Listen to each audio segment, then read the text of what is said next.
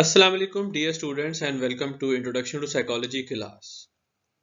Today we are going to discuss a very important topic, a topic that has been a subject of interest for science as well as philosophy for thousands of years. And within the psychology, it lies as a major topic of interest within the cognitive psychology, and that is memory. Human involves the ability to preserve and recover information of what we have learned or experienced. तो जो memory का topic है ये बहुत ज़्यादा learning जो हमने previously initially learning का जो टॉपिक डिस्कस किया था जिसमें हमने डिफरेंट टाइप्स ऑफ लर्निंग जैसे classical conditioning operant conditioning social learning theories वगैरह डिस्कस की थी तो उसका बहुत ज़्यादा जो गहरा रिलेशनशिप है दैट इज विद मेमोरी। ठीक है, और सिमिलरली सेंसेशन एंड परसेप्शन का जो हमने टॉपिक डिस्कस किया अभी रिसेंटली उसमें भी मेमोरी का बहुत अमल दखल है, क्योंकि जब आपकी मेमोरी में कोई चीज स्टोर होती है तो तब ही हम उसकी कोई ना कोई परसेप्शन किसी बैकग्राउंड इंफॉर्मेशन को अपने जहन में ला के हम उसकी कोई परसेप्शन कायम कर सकते हैं। ठीक है, तो इनिशियली जब छोटा सा बच्चा होता है जिसको चीजों का नहीं पता होता, हालांकि वो उस टाइम अपनी सेंसरी ऑर्गन्स को यूज तो कर रहा होता है लेकिन ना तो उसकी सेंसेशन उसको कोई मीनिंगफुल बिट्स में डिवाइड कर रही होती है, ना उसकी परसेप्शन उसको कोई ओवरऑल होलिस्टिक मीनिंग्स दे रही होती है, जजमेंट्स क्रिएट करवा रही होती है। तो इसीलिए मेमोरी जो है वो बड़े इंपॉर्टेंट है और उसको उसको समझना, जैसे हमने पहले भी कहा था कि our purpose is to understand the behaviors and to able to change the behaviors। ठीक है, तो अब हम यहाँ पे जाहिर है अपनी लाइफ में भी इस चीज को इम्प्लीमेंट करेंगे। सो लेट्स सपोज कि you are playing a game show, एक क्विज शो में आप गए हैं, जैसे बड़े मशहूर आजकल क्विज शो हैं जिसपे काफी बड़े बड़े इनाम मिल जाते हैं, and you are asked a very simple question कि जी कराची के साहिल के साथ कौन सा समंदर लगता है। ठीक है, अब आपने सोचा, जहन पे जोर डाला, अब यहाँ पे आपकी मेमोरी का एक एग्जाम है, मेमोरी का इम्तिहान है। ठीक है, अब आपको जहन में आया कि ये इंफॉर्मेशन मुझे कभी मिली है और इंफॉर्मेशन को मैंने अपने जहन में बिठाने की कोशिश की या नहीं की, लेकिन इंफॉर्मेशन आपको, आपके जहन में ये चीज आ रही है कि इंफॉर्मेशन आपको मिली है। ठीक है, और वो इनिशियल प्रोसेस जिससे आप इंफॉर्मेशन रिकॉर्ड करते हैं that is actually called encoding, जो आगे चल के हम डिस्कस करेंगे, that is the first stage in remembering something. लेकिन somehow during the game show you were not able to recall it. Your failure to recall it is probably because you were not able to retain that information। और memory specialist इसको storage कहती है। ठीक है, storage is basically the maintenance of material saved in memory. So अगर वो सही तरीके से स्टोर नहीं हुआ, एडिक्वेटली स्टोर नहीं हुआ, तो इसका मतलब है कि लेटर ऑन हम उसको रिकॉल नहीं करेंगे, और जो रिकॉलिंग का प्रोसेस है दैट इज कॉल्ड रिट्रीवल। तो मेमोरी जब स्टोर होती है आपके माइंड में, आपके ब्रेन में इनफैक्ट, ठीक है, और जब आप उसको यूजफुल इंफॉर्मेशन के तौर पे सामने लाते हैं, किसी कहीं पे कोई चीज परचेज करने के लिए, किसी से बात करने के लिए, कोई लैंग्वेज में कोई वर्ड यूज करने के लिए, कोई इंफॉर्मेशन शेयर करने के लिए, तो दैट प्रोसेस इज रिट्रीवल। तो आपका जो रिट्रीवल का प्रोसेस है ये फेल हो गया उस गेम शो में, और एक बहुत आसान सा सवाल जिसका जवाब is either it's Indian ocean और अरेबियन सी, यानी ओशियन बड़ा होता है, सी छोटा होता है उसका पार्ट, तो वो आपको नहीं आया। तो अब हम इस पर्टिकुलर चैप्टर में मेमोरी को डिटेल में डिस्कस करेंगे और देखेंगे कि किस टाइप की मेमोरीज होती हैं। पहले तो हम देखेंगे मेमोरी होती क्या है और डिफरेंट काइंड्स ऑफ मेमोरीज कौन सी होती हैं, और उन मेमोरीज के बायोलॉजिकल बेसिस क्या होते हैं जो हमारे लिए जानना यूजफुल है।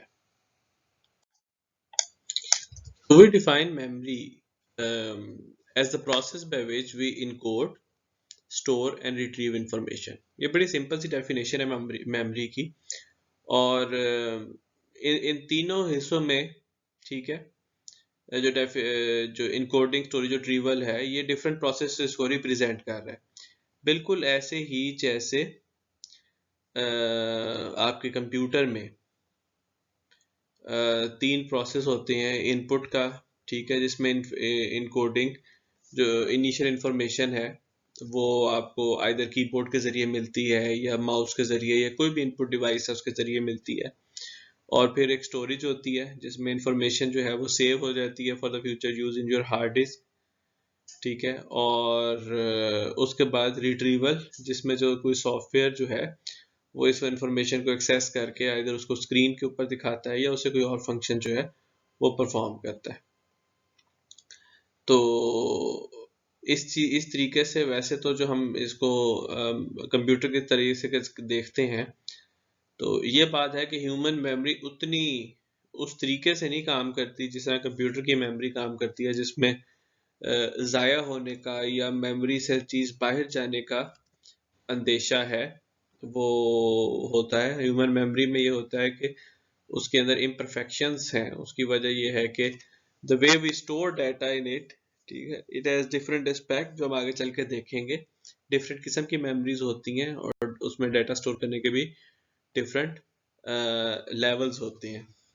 सो व्हाट आर थ्री प्रोसेसेस जो मेमोरी के तीन स्टेप्स होते हैं मेमोरी में स्टोर होने के, दैट इज इनकोडिंग, ठीक है। इनकोडिंग आप अपने सेंसेस के जरिए कोई भी जो डाटा उसको सेंस करते हैं, ठीक है, वो एक यूजेबल फॉर्म में कन्वर्ट हो जाती है ताकि वो मेमोरी के अंदर स्टोर हो जाए, ठीक है। ऑब्वियसली जो मेमोरी है वो सेंसेशन के प्रोसेस का एक लास्ट पार्ट है, जिसमें जो कोई स्टिमुलस जो आप इन्वायरमेंट से है उसको थ्रू योर सेंसेस, ठीक है, उसको आप सेंस करते हैं। विजन है आपका, उसके बाद आपके सूंघने की सेंस है, टच की सेंस है, टेस्ट की सेंस है, साइट की सेंस है, हियरिंग की सेंस है। तो उनके ज़रिए कोई भी चीज़ आप देखते हैं और कोई वो यूज़फुल इंफॉर्मेशन में जब कन्वर्ट हो जाती है तो उसको इनकोडिंग का प्रोसेस कहते हैं।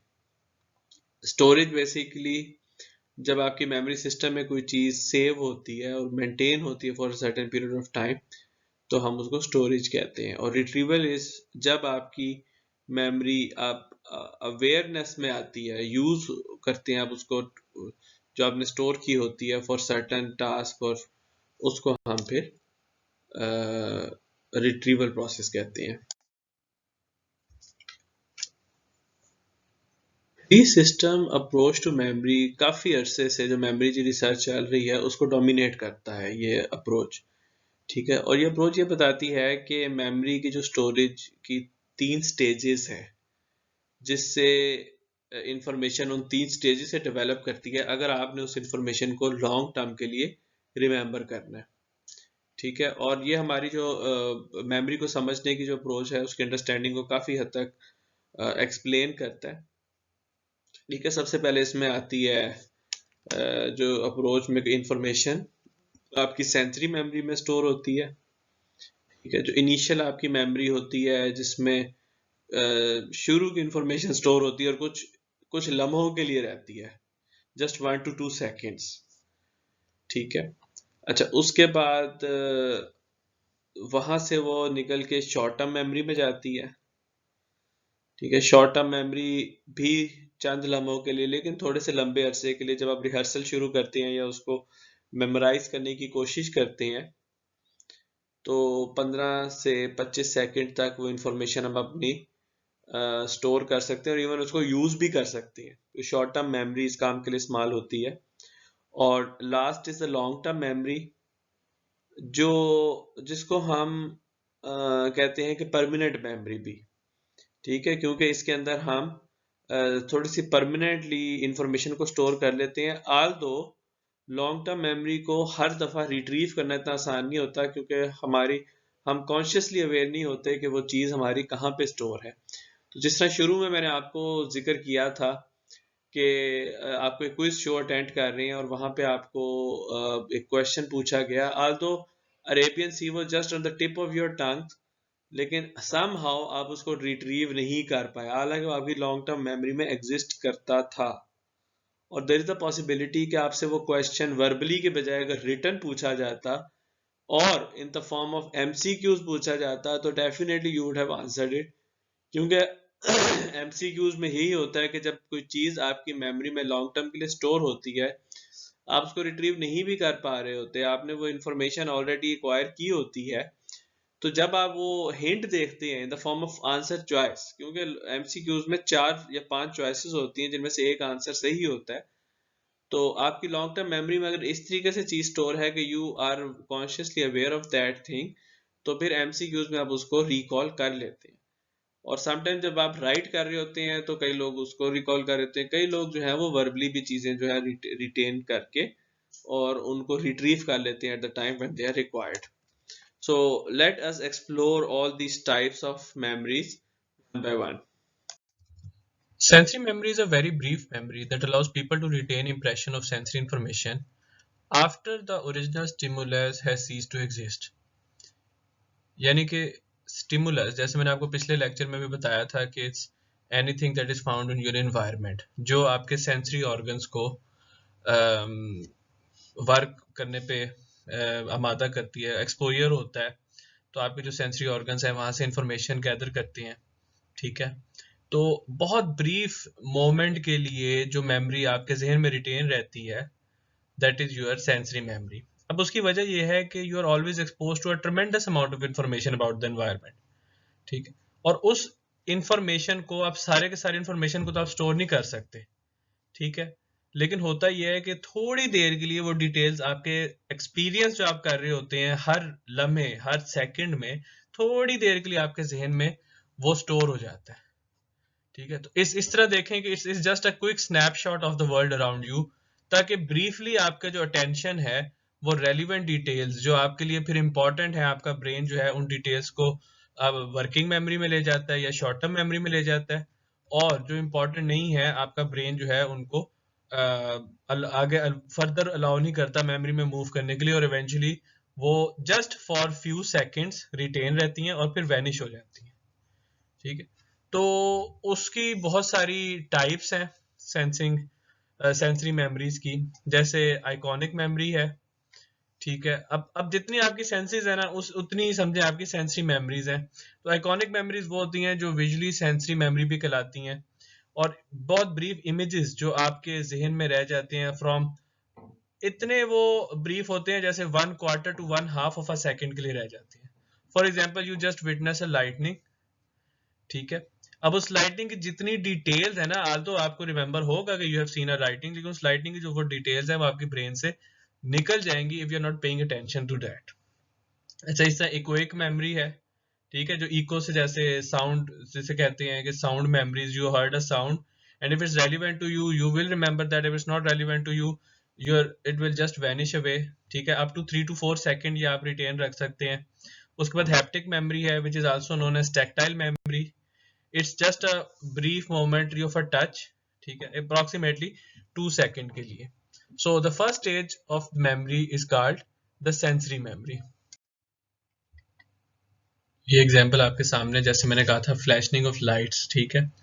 अभी आप देखते हैं, आपको याद तो रह जाता है कि लाइटनिंग हुई थी, लेकिन जो उसकी पिक्चर है, एक्चुअल रियल पिक्चर कि भी किस तरह की वो लाइटनिंग थी, एग्जैक्टली उसकी शेप क्या थी, वो आपकी सेंसरी विजुअल मेमोरी, यानी जो हमने कहा था कि आइकॉनिक मेमोरी है, उसको थोड़े अरसे के लिए वो रिटेन रहती है, उसका एग्जैक्ट रेप्लिका, और फिर आहिस्ता आहिस्ता वो फेड अवे हो जाता है। समटाइम यू आल्सो ट्राई कि आप अपनी आइज को क्लोज करके उस शेप को रिटेन रखने की कोशिश करें, पर इवेंचुअली वो फेड अवे हो जाता है। So here we will discuss an experiment जो कंडक्ट किया गया एक साइकोलॉजिस्ट ने बहुत अर्ली 1960s में कंडक्ट किया था, कि उसने लोगों को बहुत briefly, almost just a blink of an eye के लिए कुछ 12 लेटर्स एक खास अरेंजमेंट में शो किए, ठीक है, और फिर देखा कि लोग उसको कितना रिटेन रख सकते हैं।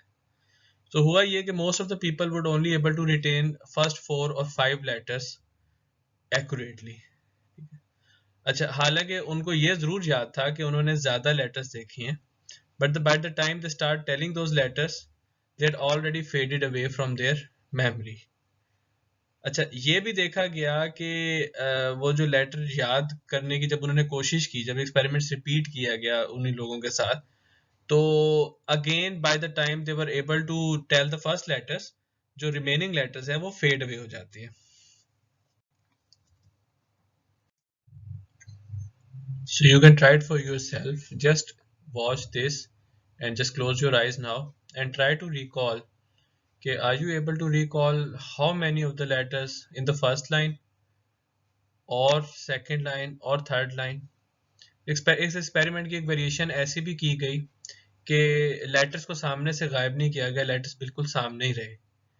ठीक है, लेकिन उनको शो करने के बाद 3 किस्म की साउंड्स सुनाई गई. अच्छा, अब कुछ लोगों को जो है वो हाई पिच साउंड, कुछ लोगों को मीडियम पिच और कुछ लोगों को बहुत लो पिच की साउंड सुनाएगी. अच्छा, अब उन्हें फिर ये कहा गया कि जिसको हाई पिच साउंड सुनाई गई है उसको ये कहा गया कि आप फर्स्ट लाइन को रिपीट करें, जिसको मीडियम टोन सुनाएगी उसको कहा आप सेकंड लाइन को रिपीट करें, और जिसको लो टोन सुनाएगी उसको कहा आप फिर थर्ड लाइन को रिपीट करें. ठीक है, तो इस तरह ऑडिटरी मेमोरी को भी चेक किया गया कि भी लोगों को क्या याद है कि उनको किस किस्म की टोन सुनाई गई थी. ठीक है, तो ये एक्सपेरिमेंट्स इसलिए किए जाते हैं ताकि पता चले कि आपकी सेंसरी मेमोरी जो है वो किस तरह काम करती है और कितनी देर ऑन एवरेज लोग जो है उसको रिटेन रख सकते हैं. In conclusion, experiment of this type जिनमें डिफरेंट वैल्यूज और डिफरेंट टाइम सेटिंग के साथ लोगों की मेमोरी का टेस्ट किया जाता है और फिर देखा जाता है कि कौन सा थ्रेश होल्ड है या मिनिमम टाइम है जिसमें लोग कुछ ना कुछ रिटेन रख सकते हैं. ठीक है, और डिक्लाइन किस तरह होता है उसमें.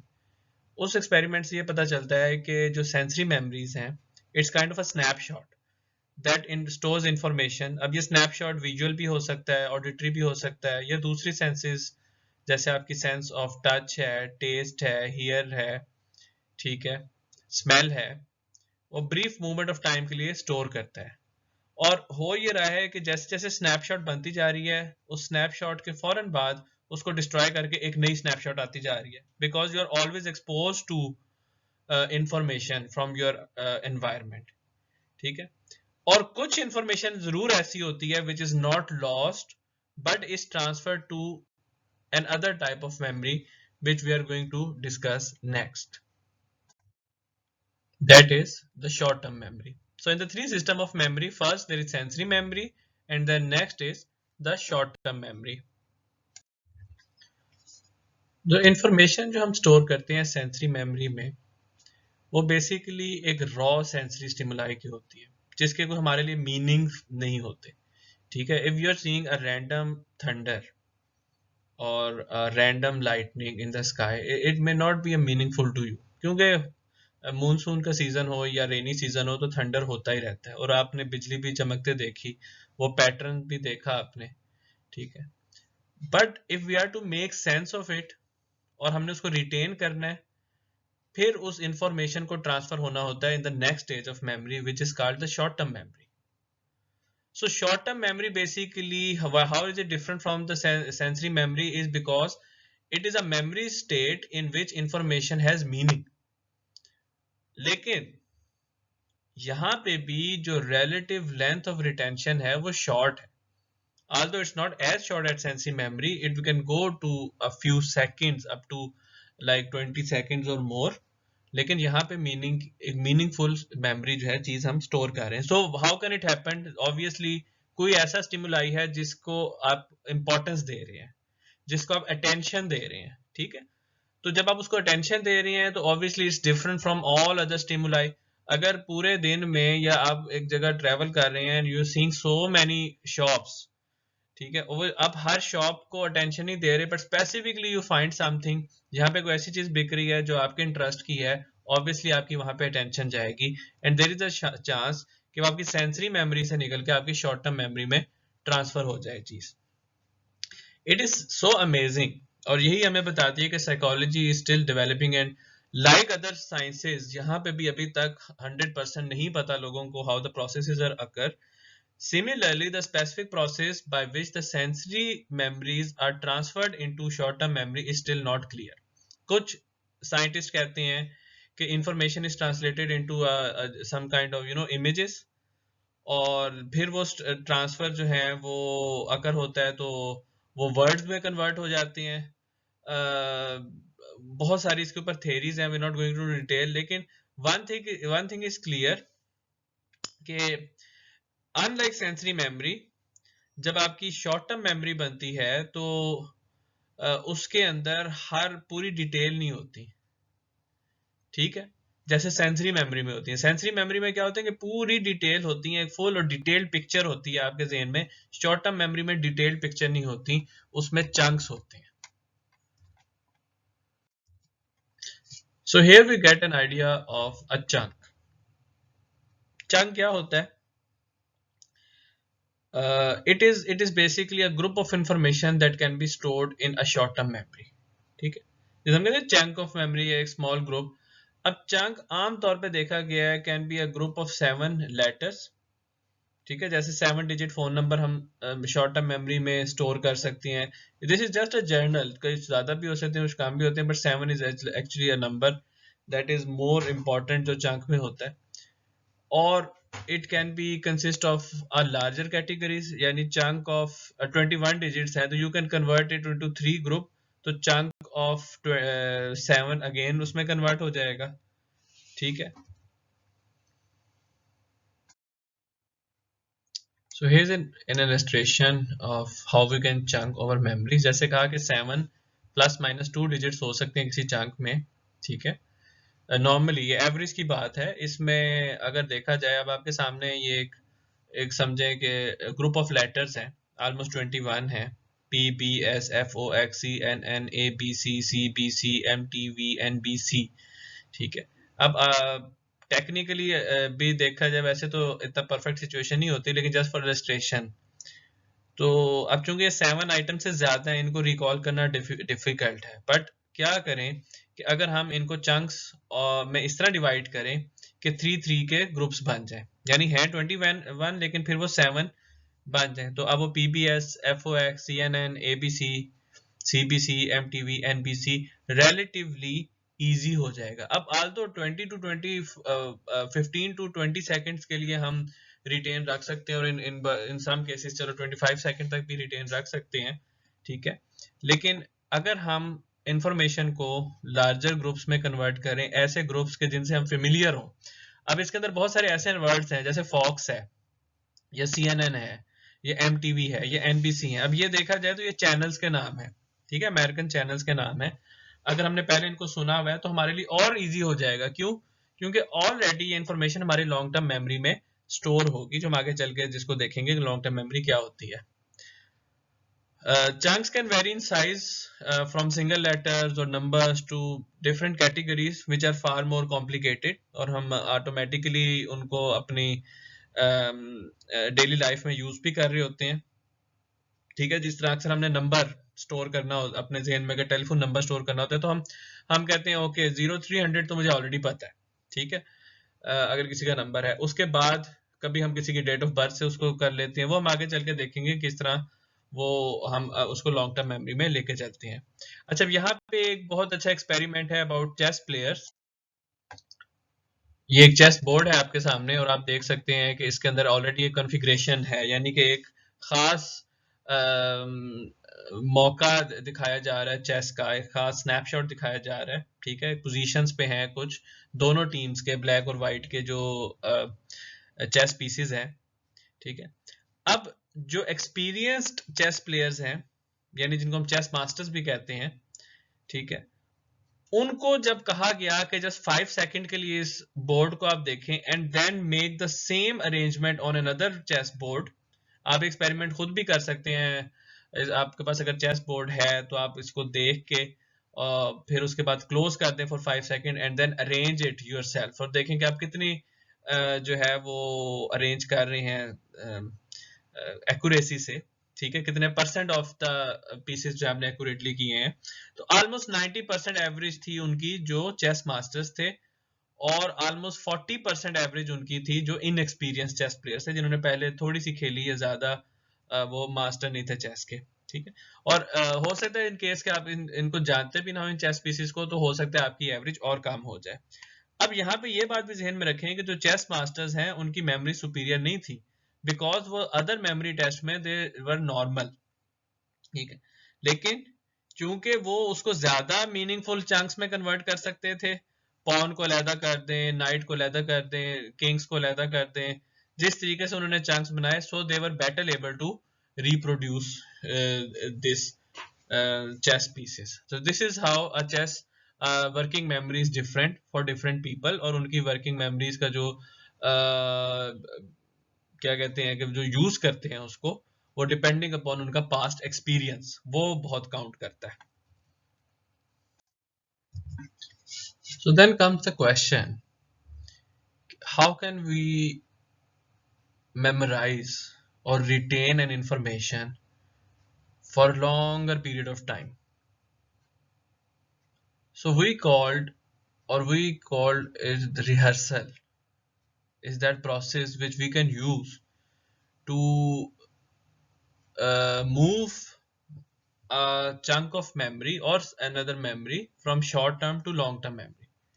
ठीक है. अब रिहर्सल का नाम आपने अक्सर सुना होगा, ड्रामा में भी रिहर्सल होती है. उसका एक मकसद ये होता है कि किस तरीके से एक्ट करना है आर्टिस्ट ने, वो उसको याद रख ले. और रिहर्सल से ऑब्वियसली परफेक्शन आती है काम में, ठीक है. So as long as the information is repeated, it is maintained in the short term memory. ठीक है. तो ये रिहर्सल का एक तो ये एक बड़ा तारीफ, जब आप रिपीट करते रहते हैं किसी चीज को तो वो शॉर्ट टर्म मेमोरी में तो रिटेन रहती है. मोर इंपॉर्टेंट इज कि जब आप रिहर्स करते रहते हैं तो वो लॉन्ग टर्म मेमोरी में भी साथ साथ ट्रांसफर होती है. So whether the transfer is made from short to long term memory, it is depend upon the type of rehearsal that you carry out.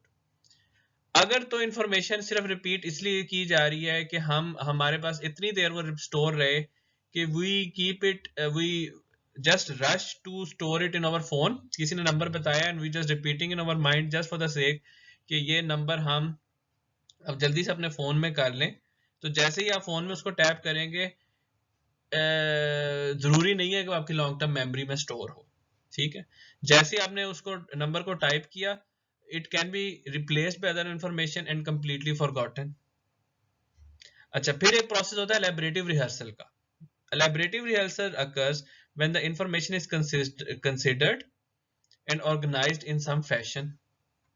ठीक है. अब ये एक बड़ी इंपॉर्टेंट चीज है. How can we be sure कि हम elaborative rehearsal कह रहे हैं, that depends from person to person, कि वो उसने क्या एक तरीकाकार बनाया हुआ है, वो किस तरीके से उसको किसी और मेमोरी के साथ लिंक कर रहा है, या उसको किसी इमेज के साथ लिंक कर रहा है, या किसी और वे से उसको ट्रांसफॉर्म कर रहा है. जिस तरह मैंने आपको थोड़ी देर पहले एग्जांपल दी थी कि जब हमने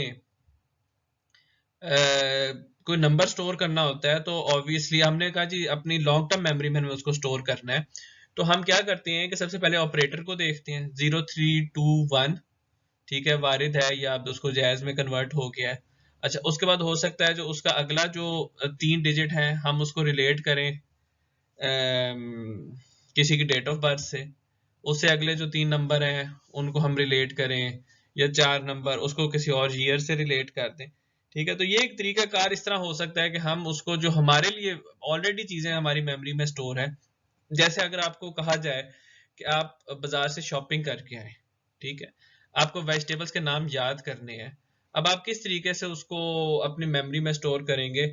आप कहेंगे अच्छा जी ये वो वेजिटेबल्स हैं जो मुझे पसंद हैं, ये वो वेजिटेबल है जो ये 4 वेजिटेबल्स हैं, इनमें से पहली वेजिटेबल सलाद में इस्तेमाल होती है, दूसरी वेजिटेबल जो है वो कीमे के साथ बनती है, तीसरी वेजिटेबल जो है वो उसके अंदर वो मुझे इतनी पसंद नहीं है, वो मैं खाता या खाती नहीं हूँ, और चौथी वेजिटेबल जो है वो गोश्त के साथ बनती है. आप ये एक तरीका, आप उनको लिंक करते हैं किसी चीज के साथ. इस चीज को हम कहते हैं elaborative rehearsal.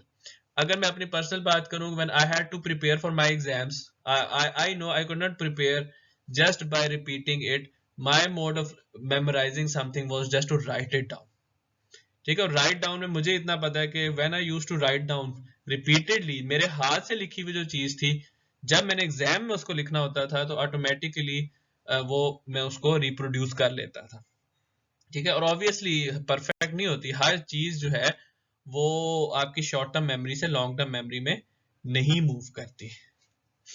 एक और तरीका है is the use of mnemonics. Mnemonics is a formal technique for organizing information in a way that makes it more likely to be remembered. So we can vastly improve our retention, long-term memory using mnemonics. आप information को retain कर सकते हैं mnemonics का को use करके, और उनको किसी एक मीनिंगफुल चंक में इस तरह बना लें कि आपको थोड़ी चीज मेमोराइज करनी पड़े और उससे रिलेट करके आप लार्ज चीज जो है वो मेमोराइज कर सकते हैं. अब किस तरीके से, जैसे ये रेनबो के कलर्स हैं, ठीक है. अब do you remember rainbow colours? क्या आपको पता है कि red, orange, yellow, green, blue, indigo, violet rainbow colours होते हैं? ठीक. अब इसका एक तरीका है कि if you are not able to remember, just remember the word Roy G Biv. ये समझे किसी का नाम है रॉय जी बिव, ठीक है. आपने रॉय जी बिव याद कर लिया. अब कलर्स को तो ऑलरेडी आप जानते हैं, all you need to remember is their order, ठीक है. आपको पता है रॉय जी बिव आपने किया तो Roy is for red, O for orange, Y is yellow, G is for green, B for blue, I for indigo and V for violet. या जिस तरह मैंने याद किया it's the VIBGYOR, upside down अगर मैं उसे करूं तो ये वर्ड विब ग्योर मेरे याद है. So as soon as someone asks me what's the, if we need to use it somehow, और हो सकता है कि इतना ये इंपॉर्टेंट ना हो, लेकिन just to test your memory, अगर विब ग्योर मैंने याद किया हुआ है तो I know violet, indigo, blue, green, yellow, orange, red. Although मैं इस बात का इतराफ करता हूं कि मुझे ये याद नहीं कि किसकी वेवलेंथ ज्यादा है और किसकी वेवलेंथ कम है. अच्छा, उसके लिए फिर मैं क्या सोचता हूँ कि what is the colour of sky? Blue. Okay, blue की जी वेवलेंथ ज्यादा है, रेड लेजर होती है, रेड की वेवलेंथ जो है वो कम है. तो इस वजह से पता चल जाता है कि जिसकी वेवलेंथ ज्यादा वो ज्यादा स्प्रेड होता है, जिसकी कम हो वो कम स्प्रेड होता है. सो निमोनिक्स इज एक्चुअली हर जगह आप यूज कर रहे होते हैं, हर प्रोफेशन में आपको यूज करने पड़ते हैं mnemonics to memorize lot of memory. अपने लोग पीरियोडिक टेबल इस तरीके से याद करते हैं. I still remember few elements of the periodic table although it has been like more than maybe 15 years और more के मैंने पीरियोडिक टेबल को यूज किया हो अपनी स्टडीज में, even more than that.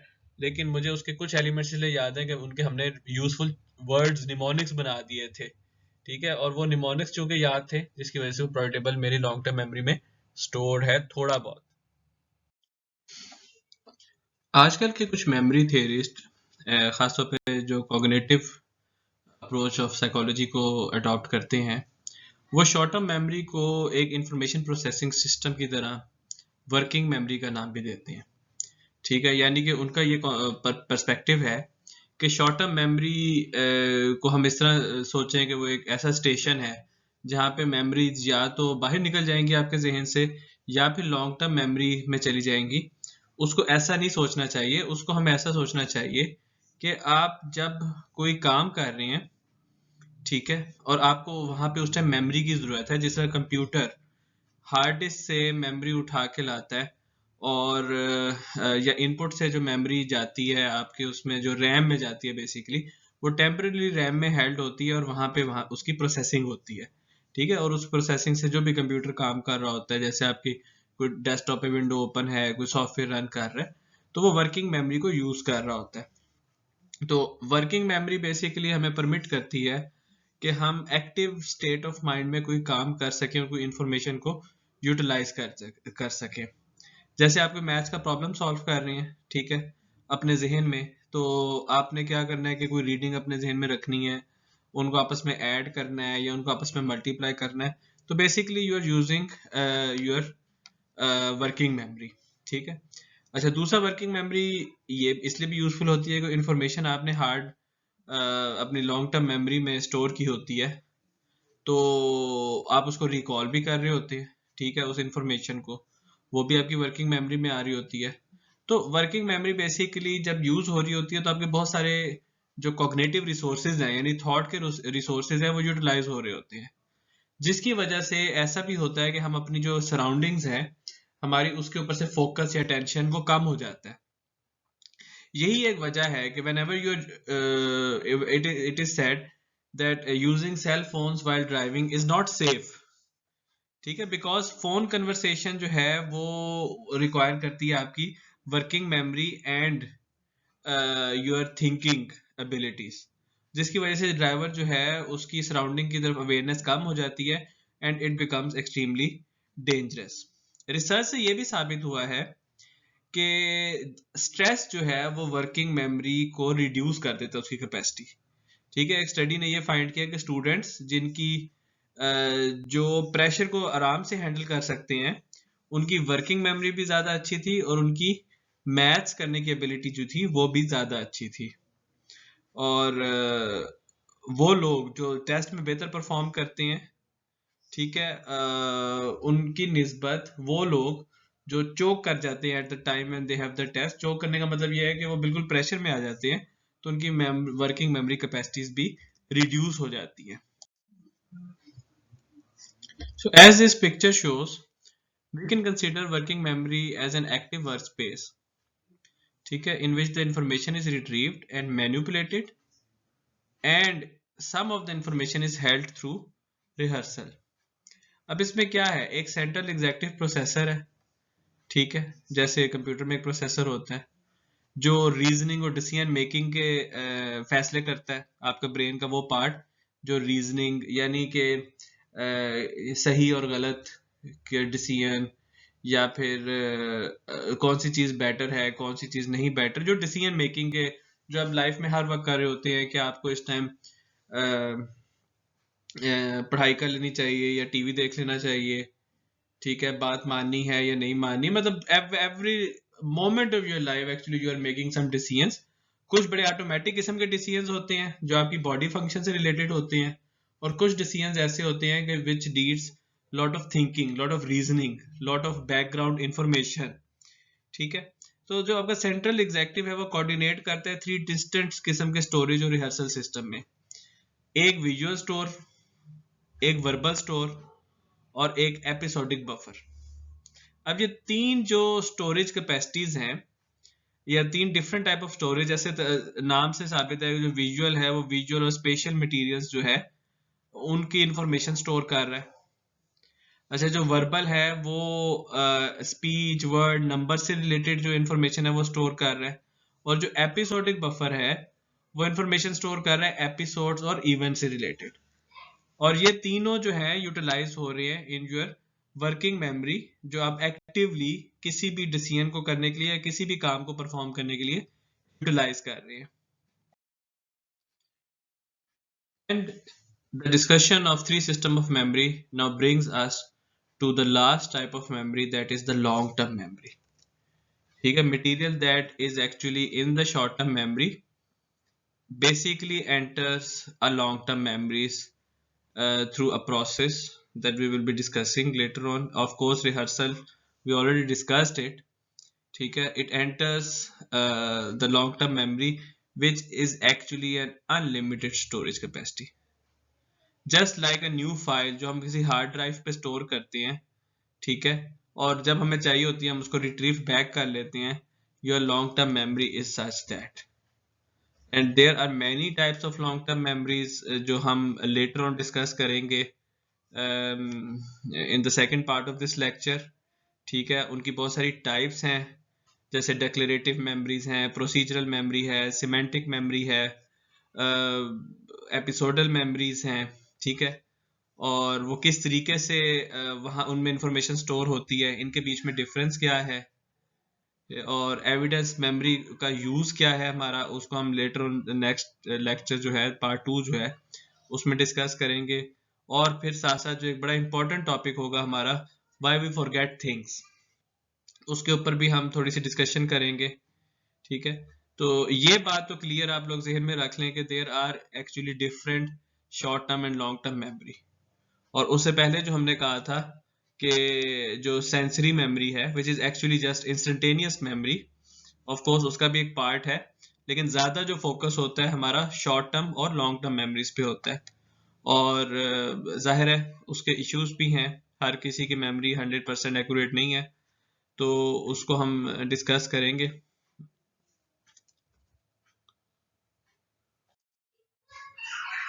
in part 2 of this lecture.